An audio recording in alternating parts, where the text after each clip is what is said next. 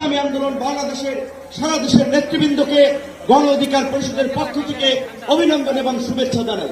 অভিনন্দন এবং শুভেচ্ছা জানাই ইসলামী আন্দোলনের পীর সাহেবকে এবং তার সাথে অন্যান্য সিনিয়র নেতৃবৃন্দকে, যারা আজকের ইসলামী আন্দোলনের এই সমাবেশে বাংলাদেশের প্রায় সকল মত পথের রাজনৈতিক দলের নেতৃবৃন্দকে এই মঞ্চে একত্রিত করেছেন। এবং আজকের এই সমাবেশ অত্যন্ত সময়োপযোগী এবং কার্যকর বিষয়ের উপরে ভিত্তি করে নির্ধারণ করা হয়েছে। আপনারা জানেন, বাংলাদেশের 24-এর গণ অভ্যুত্থান পরবর্তী রাষ্ট্র সংস্কারের যে জন আকাঙ্ক্ষা তৈরি হয়েছে, শাসনতান্ত্রিক ব্যবস্থার পরিবর্তনের যে রাজনৈতিক এবং জন আকাঙ্ক্ষা তৈরি হয়েছে, সেই আনুপাতিক হারে নির্বাচনের দাবিতে আজকে বোধহয় কয়েকটি দল ব্যতীত সব দলই কিন্তু এই মঞ্চে ইতিমধ্যে হাজির হয়ে এই সংখ্যানুপাতিক নির্বাচনের পক্ষে তাদের দলীয় সমর্থন ব্যক্ত করেছে। আমরা পরিষ্কারভাবেই সংস্কার কমিশনকে বলতে চাই, সমাবেশ শুধু একটা দলের দেখেছেন, সবেমাত্র শুরু হয়েছে। ইসলামী আন্দোলন আজকে করেছে, 19 তারিখ জামাত করবে, তারপরে গণ অধিকার পরিষদ করবে। রাষ্ট্র সংস্কার এবং জন আকাঙ্ক্ষার বাস্তবায়নে সমস্ত রাজনৈতিক দলগুলো জনসমাবেশের মাধ্যমে এই সরকারকে তাদের সমর্থন দেখিয়ে দেবে।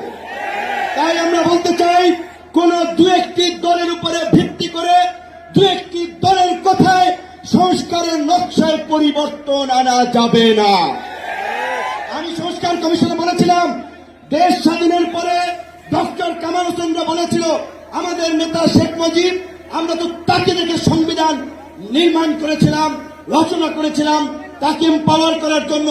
আজকে সংস্কার কমিশনকে বারবার আমরা বলতে চাই, দু একটি দলকে প্রাধান্য দিয়ে বেশিরভাগ জনগণের আকাঙ্ক্ষার বিপরীতে গিয়ে কোন সিদ্ধান্ত বাস্তবায়নের দুঃসাহস দেখাবেন না।